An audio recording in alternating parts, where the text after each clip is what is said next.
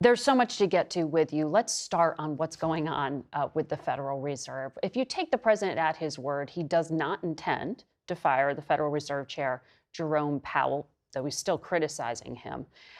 What is the president seeking in a successor when his term ends in May 2026? Well, I think he's looking for a chairman that's not continually too late to the developments in the economic marketplace. And I think what we've seen with Chairman Powell, he was very late in the Biden administration to raise rates, to articulate the concern with regard to the Biden administration spending. We all knew on the outside, even Larry Summers knew that we were going to have an issue with regard to inflation.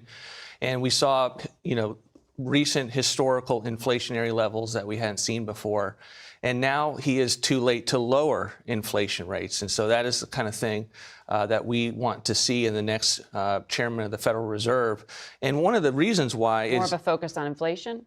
Want an ability to recognize the developments in the economic marketplace. In this case, we want to be able to see lower rates and to have an ability to get the economy going.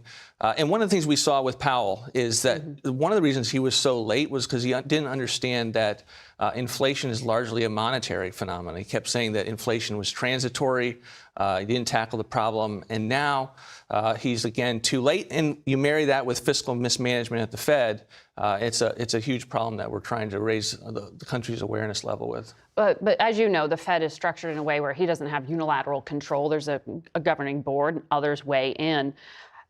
You did work on Project 2025, and we went back and looked at what they said in their About the Fed. As people may know, that's a Heritage Foundation product that got a lot of scrutiny during the campaign. The chapter on the Fed called for Congress to overhaul the Fed's focus and powers.